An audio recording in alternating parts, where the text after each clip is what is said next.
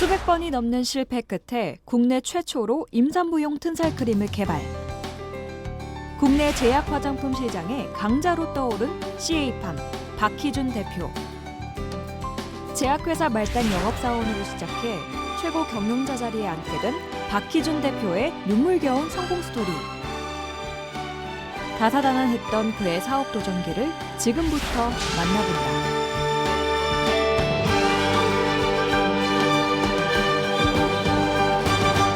안녕하세요. CEO자서전 이현선입니다. 혹시 코스메슈티컬이라는 단어에 대해 들어보셨나요? 바로 화장품을 뜻하는 코스메틱과 의약품을 뜻하는 파마슈티컬이 합쳐진 단어로 제약 성분이 들어간 화장품을 뜻하는데요. 오늘 소개해드릴 CEO는 코스메슈티컬 분야의 선구자로 불릴 정도로 국내 의약 화장품 시장에서 단단히 입지를 다지고 자신의 이름 또한 널리 알리고 있다고 합니다. 바로 CA팜 박희준 대표의 이야기인데요. 박희준 대표는 국내 최초로 임산부들을 위한 튼살 크림을 개발해내 국내 시장뿐만 아니라 해외 시장에서 자신의 브랜드를 알리는 데 성공했다고 합니다. 하지만 이 자리에 오르기까지 수많은 우여곡절을 겪었다고 하는데요. 박희준 대표의 성공 스토리, 지금부터 만나보겠습니다. 1982년 대학교를 졸업한 박희준 대표는 국내 굴지의 제약회사에 입사해 첫 직장 생활을 시작합니다. 취업의 문턱에서 번번이 고배를 마신 끝에 겨우 구직에 성공한 박희준 대표. 그러다 보니 그의 의지 또한 남다를 수밖에 없었는데요. 당시 그가 제약회사에서 맡은 일은 각종 병원을 방문해 의약품을 판매하는 것이었습니다. 하지만 영업사원으로서 그의 첫 시작은 처음부터 순조롭지 않았는데요. 안녕하세요. 대웅제약에서 나왔습니다. 예, 어떤 일이시죠? 네, 이번에 저희가 신약이 나왔거든요. 그 금방 이거 소개 좀 시켜드릴게요. 근데 지금 바쁘니까 나중에 다시 좀 와주시겠어요? 조금만 시간을 내주시면 제가 금방 소개해드릴게요. 됐다고요. 돌아가시라고요. 그의 말을 들으려 하지 않는 의사들. 돌아가세요. 약을 판매하기는커녕 제대로 알리지도 못한 채 병원 문을 나서는 일이 부지기수였습니다. 그렇게 의사들로부터 문전박대를 당할 때마다 박희준 대표의 좌절감도 더욱더 커져만 갔죠. 다음부터 오지 마세요. 오지 마라 하는데 왜 자꾸 와요 여기라. 원장님이 우리 그 약 필요 없다니까 오지 마라 이게야. 왜? 그쪽 거리차고 잘 거리 잘하고 있는데 그렇잖아 그죠? 그래가지고 막 나오다가 문을 닫으면서 막 뒷발 이거 구두를 갖다가 그 문을 갖다 뒤차는 게 뭐 잘못 차가지고 막 발가락이 이게 뒤로 제끼가지고 이걸 하면서 에이구 나 다시나 보자 막 좋다 누가 이기나 한번 두고 보자 막. 아무도 출근하지 않은 이른 아침. 박희준 대표는 가장 먼저 사무실로 출근해 누구보다 일찍 하루를 시작했습니다. 그날 방문해야 할 병원과 판매해야 할 의약품들에 대해 미리 파악하기 위함이었는데요. 그러한 사전 준비를 거친다면 불필요한 시간 낭비를 줄이고 더욱더 적극적으로 제품에 대해 홍보할 수 있을 거라 생각했습니다. 그렇게 만반의 준비를 마친 후에야 그는 영업에 뛰어들었습니다. 전국에 있는 수백 군데의 병원을 찾아다니며 의약품을 홍보했고 그 결과 자신만의 영업 노하우를 하나하나 깨우쳐 나가기 시작했죠. 오늘은 내일쯤 되면 뭐 사모님 생일이다. 그러면 우리가 거래도 없어요. 없지만은 조그만하게 정성의 선물로 그래 가지고 거기다 메모를 딱 써가지고 딱 전달하고 직접 전달하면 안 됩니다. 그럼 그거 이제 간호사 쌤한테 전달하고 돌아옵니다. 그럼 그때는 한참 동안 안 가요 내가. 그 집을 일부러 안 간다고. 그럼 때로는 그 사모님 전화가 와요 회사로. 오늘 우리 병원에 좀 들려줘라. 박희준 대표는 문턱이 닳도록 드나들던 병원에서 갑작스럽게 방문해달라는 연락 한 통을 받게 됩니다. 네, 전화 주셨어요? 물어볼 것도 있는데 좀 잠깐 앉아봐. 예. 어떤 일로 부르셨어요? 그 지난번에 그 얘기했던 그 신약, 그 우리 환자들한테 처방을 좀 해주고 싶은데 그 신약이요? 예, 그럼요. 금방 가져다 드릴게요. 그럼 우리 병원으로 좀 가져다 줄 수 있나? 예, 알겠습니다. 감사합니다, 선생님. 계약이 물꼬를 트이자 영업 실적은 나날이 늘어만 갔습니다. 자, 자, 주모. 이번 달 실적 박기준 씨가 1등을 했습니다. 다들 응원의 박수 한번 보냅시다. 실적에 있어서는 그 누구도 박희준 대표를 따라오지 못했죠.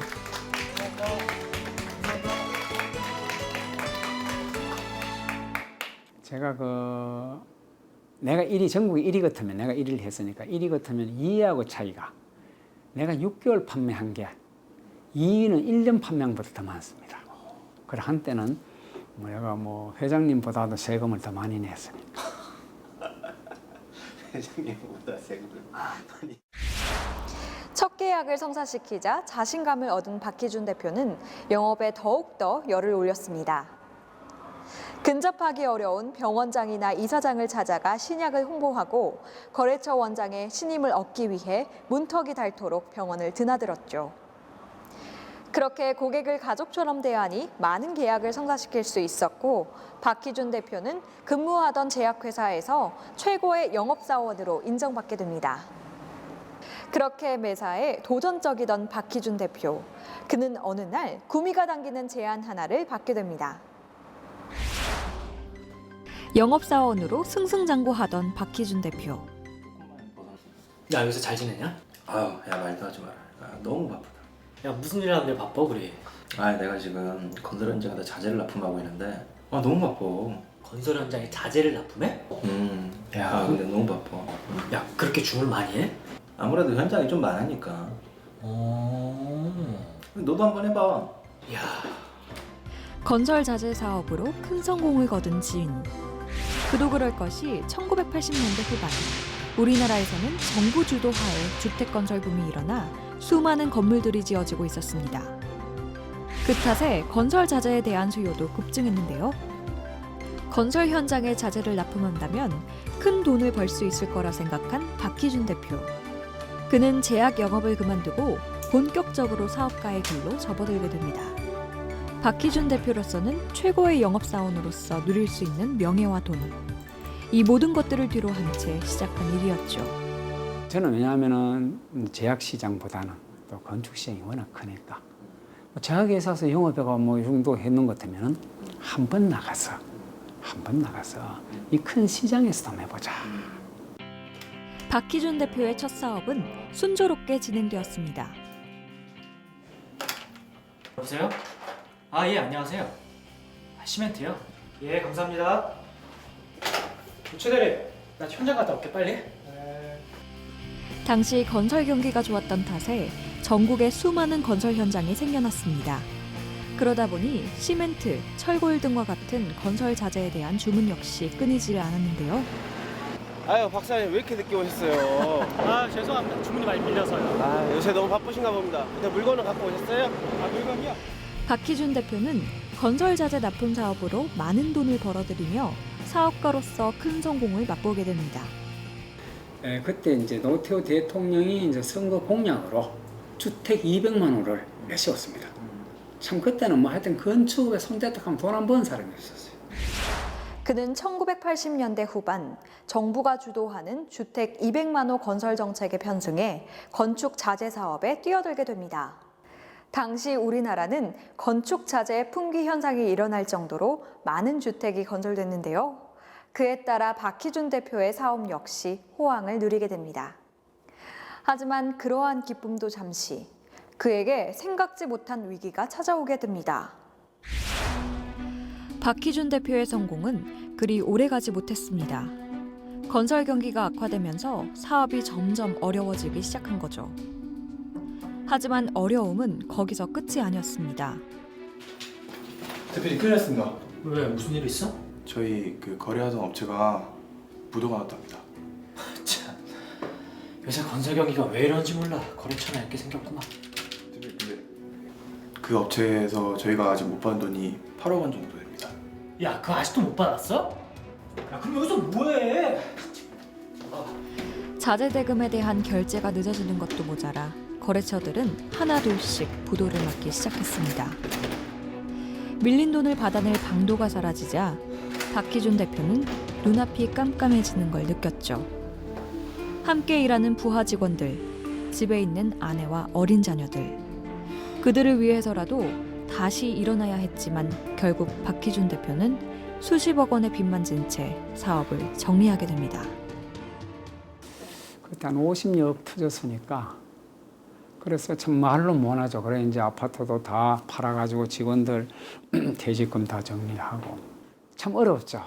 자, 때로는 집에 살이 없어가지고 애기들이 그때는 애기들이 어렸으니까 라면은 그래 좋아할 때입니다.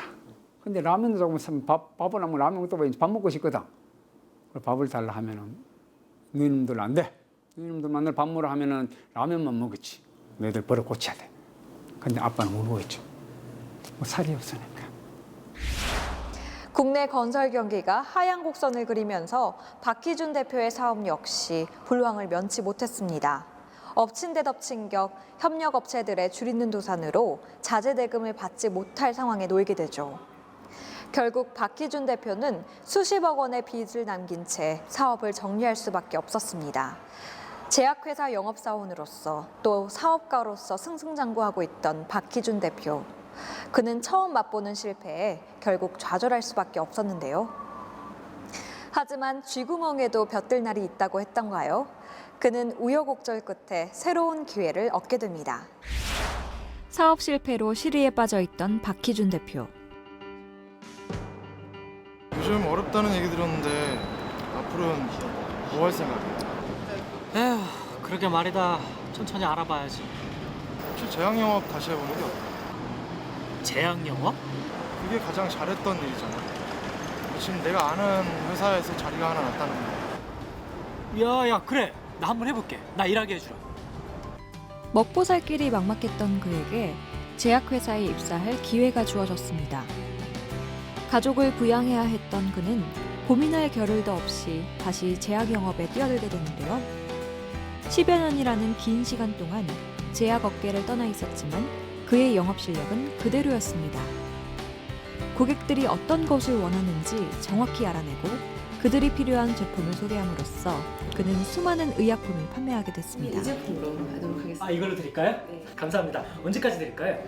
이번 달 안으로. 이달만 안으로요? 예, 금방 가져드릴게요. 감사합니다. 그때도 물론 잘 되셨겠죠? 물론 한국 넬슨 제약에서 한 10배 정도, 10배 이상의 성장을 만들었죠. 10배? 지금 많이 팔았다는 뜻이죠. 그러던 어느 날 박희준 대표는 한 산부인과에 방문하게 됩니다. 그러던 중 그는 출산을 한 산모들이 나누는 이야기를 우연히 듣게 됐는데요. 이번에 출산하면서 느낀 건데 둘째는 진짜 못 낳겠더라. 왜? 튼살 때문에 그래. 자기는 안 그래? 맞아, 나도 그래. 튼살 때문에 애 낳기가 꺼려진다니까. 맞아. 아기를 낳고 싶어도 배가 하얗게 갈라지는 튼살 때문에 임신을 망설인다는 이야기였습니다. 그는 튼살의 원인이 무엇인지 알아보고자 평소 알고 지낸 산부인과 전문의를 찾아가는데요. 선생님, 궁금한 게 있는데요. 예, 그 임산부들이 임신을 하게 되면은 배 주위가 하얗게 트고 갈라지잖아요. 예. 그거 왜 그런 거죠? 임산부들이 배가 트거나 갈라지는 현상은 유전적인 요인이 가장 큽니다. 아, 유전적인 요인이요? 예, 유전적인 걸로 많이 발생됩니다. 아니다. 내가 더 한번 알아보자. 그래서 이제 상담 끝나고 나오면서 이제 누님 주위에 가보니까 엄마가 트더라도 자식이 안 튼 사람이 있고 엄마가 트고 튼 사람이 자식 튼 사람도 있고 안 튼 사람도 있고 엄마는 안 트는데 또 자식 튼 사람이 반대가 돼 있더라고. 이 유전만 아니겠네. 박희준 대표는 임신 과정에서 배가 트는 원인을 알아보기 시작합니다. 그 결과 피부 속 콜라겐 감소라는 것을 알아내게 되는데요. 그는 콜라겐 수치를 높인다면 배가 트는 현상도 예방할 수 있을 거라 생각했습니다. 아이를 낳고 싶지만 튼살 때문에 출산이 망설여진다는 대화를 들은 박희준 대표. 그는 거기서 새로운 사업 아이템을 발견하게 됩니다. 바로 살이 트는 걸 예방하는 튼살 크림을 개발하게 된 것인데요.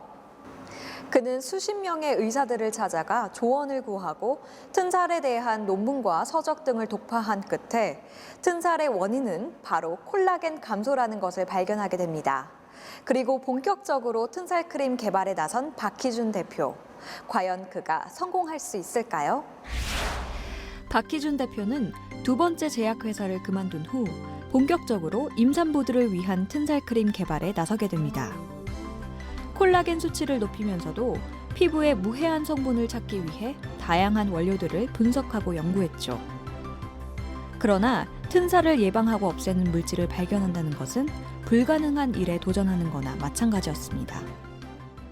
그래서 이제 화장품 회사, 제약 회사, 학교에 연구소 찾아다닙니다. 이 제품 개발하는데 또 만들어가 해보면 또 아이고 또 만들어 가보면 아 이건 안 되겠다 하고 내가 이제 일기장 쓰는 거죠 뭐. 쓰고 그럼 이거 안 되면 이거 빼내고 이 가다 보니까 이게 309번째가 된 거예요. 그렇게 튼살 크림 개발에 매달린 지 2년이란 시간이 흐른 어느 날 콜라겐을 함유한 물질을 찾아보던 박희준 대표는 마침내 태반 속에 다량의 콜라겐이 들어있다는 것을 발견. 결국 태반 추출물을 이용한 튼살 크림을 만들게 됩니다. 그 후 본격적으로 제품 생산에 돌입한 박희준 대표. 그는 튼살을 예방해주는 효능과 임산부들도 걱정 없이 사용할 수 있는 안정성, 이 두 마리 토끼를 모두 잡은 임산부용 튼살 크림을 시장에 선보입니다. 그 후에는 피부과 산부인과 전문의들을 한자리에 모아놓고 제품 설명회를 가졌는데요. 명실상부, 국내 최초 튼살 크림이기 때문에 많은 사람들의 관심을 받을 수밖에 없었습니다. 그리고 그때는 시장도 없었어요. 튼살이라는 용어도 모르고 뭐 내가 만들어서 알 리도 없고 또 시장도 없고 당연히 뭐 애놈 튼닥하고 그래 튼살이랑 한 거 그것도 이제 튼살은 왜 이 뭐 어떤 게 튼살이라 한다가 용어 설명도 하고 그랬죠. 그렇게 세미나도 하고 많이 했습니다. 튼살 크림은 전국에 있는 병원에 납품되기 시작했습니다. 예, 가지고 왔습니다. 예, 감사합니다. 아, 예, 어디 놓을까요? 아, 예, 그럼 여기 내려놓겠습니다. 매일같이 병원에 방문해 제품을 가져다주고 또 의사들을 통해 환자들의 반응을 듣는 것이 박희준 대표의 하루 일과였죠. 뭐 튼살 크림 또 사용을 많이 하고 계시는데 거기에 대한 우리 프라젠트라의 효과는 좀 어떠신지요? 제품이 입소문이 나가지고 이미 고객들이 찾기 시작하니까 정말 좋은 제품을 만들어 주셔가지고 입소문이 난 것 같습니다. 너무 과찬은 아니신가 하는 생각 드는데 하여튼 좋은 제품 개발 많이 하고 또 원장님의 그 자문이라든지 지도 편달도 받도록 하겠습니다. 물론 제가 도와드릴 수 있는 거. 뭐 공생이 돼가지고. 제약업계에서 이미 이름을 알린 그가 튼살 크림을 개발했다고 하니 많은 사람들이 관심을 보였는데요. 물건은 출시되자마자 모두 판매될 정도로 인기가 좋았습니다. 그렇게 전문의들에게 제품의 효능을 인정받게 된 박희준 대표. 그는 튼살 크림을 직접 사용하게 될 일반 소비자들을 공략하기 시작합니다. 2000년대 초반, 인터넷이 그리 발달되지 않았던 시기임에도 불구하고 박희준 대표는 인터넷 쇼핑몰을 운영하며 직접 튼살 크림을 판매하기 시작합니다. 네, 고객님 감사합니다. 네. 그렇습니까? 벌써 몇 번째군요. 네, 감사합니다. 그는 제품의 효능과 함께 차별화된 마케팅 전략으로 소비자들의 마음을 사로잡았는데요. 연중 무휴 상담과 더불어 주문 즉시 제품을 배달해주는 빠른 배송 시스템을 도입했던 것입니다. 배달 왔습니다. 어머, 오늘 아침에 주문했는데 벌써 보내주신 거예요? 너무 급하신 것 같아서 대표이사는 제가 직접 가지고 왔습니다. 대표님이세요? 네, 하여튼 고객님 저희들 제품 늘 애용해 주시고 또 해서 늘 감사히 생각하고 있습니다. 자, 열심히 하겠습니다. 365일 무휴 상담이다. 기가 찹니다, 이게. 토요일, 일요일, 설날, 추석 필요 없습니다. 밤낮도 필요 없습니다. 1시간, 2시간. 자기들이 이제 갑자기 수답이 똑 떨어졌어요. 바를 게 없어. 그럼 전화와. 그럼 360일 무휴 상담이니까. 예, 알겠습니다. 승용차를 끌고 안산, 안양, 수도권에 내가 막 가죠. 그거 이제 연락하면 내가 명함을 주죠. 네, 제가 이 회사 대표에서 사장님 오셨어요 하더라고. 그럼 왜 합니까? 사장 와야지 어떻게 합니까? 국내 시장을 선점한 박희준 대표는 해외 수출에도 박차를 가하기 시작합니다. 우리나라와 가까운 일본, 동남아뿐만이 아니라 유럽까지 건너가 자신이 만든 튼살 크림을 널리 알리고 홍보했죠. 수출 국가에 제품의 안정성을 입증하기 위해 미국과 중국 등 여러 나라에서 인증도 취득했습니다. 저만큼 그래도 2010년도 같은 경우에는 제가 한 128일 정도 나갔으니까 1년에 한 3분의 1을 해외 시장 개척을 위해서 제가 뛰어다녔죠. 많이 다녔습니다. 튼살 크림 하나로 큰 성공을 이루게 된 박희준 대표. 하지만 그는 여전히 매출의 일정 부분을 R&D 투자에 쏟아부으며 새로운 제품 개발에 열중하고 있습니다. 그렇게 노력한 덕분일까요? 박희준 대표가 국내 최초로 개발한 튼살 크림은 스위스, 러시아, 대만 등 세계 유수의 발명 대회에서 수상을 하는 쾌거를 이루게 되는데요. 이제는 국내를 넘어 24개국에 튼살 크림을 수출하며 국위 선양에도 큰 몫을 해내고 있습니다. 하지만 최근 그의 관심사는 따로 있다고 합니다. 바로 저출산 문제인데요. 그의 궁극적인 목표는 임산부들이 안심하고 사용할 수 있는 제품을 만들어 출산 활성화에 큰 기여를 하는 것입니다. 이처럼 사업적 성공뿐 아니라 공익을 위한 일에도 팔을 걷어붙인 박희준 대표. 17년이라는 시간이 흘렀지만 그가 꿈꾸는 미래는 항상 한결같습니다. 우리 제품, 그래 기업인이 자기가 열정을 갖고 하는 그 제품들이 세계를 누빌 수 있는 그런 쪽의 모델이 되었으면 좋겠다. 그래 하면서 꼭 뒤에 갖춰야 할 거는 뭐다? 아까 말하는 사익과 회사 이익과 공익, 사회와 국가의 이익을 같이 공유하면서 나아가는 회사로서 해야만이 뭐다? 먹는 기업이 된다. 장수기업. 박희준 대표는 그 누구도 관심을 두지 않았던 튼살을 기회로 보고 튼살 크림이라는 새로운 결과물을 내놓았습니다. 그로 인해 출산을 앞둔 임산부들은 튼살로 인해 고민을 하지 않아도 되었죠. 이렇듯 새로운 시장을 향한 박희준 대표의 선점 경영 덕분에 그의 회사는 연매출 100억 원에 이르는 탄탄한 회사로 성장했습니다. 하지만 단순히 성공한 사업가라고 불리우기보다는 좋은 제품을 만들어 소비자들에게 인정받는 회사로 키우고 싶다는 박희준 대표. 과연 그가 코스메슈티컬 시장에서 어떤 활약을 보여줄지 기대가 됩니다. 성공한 사람들의 이야기 CEO 자서전, 저희는 다음 이 시간에 다시 찾아뵙겠습니다.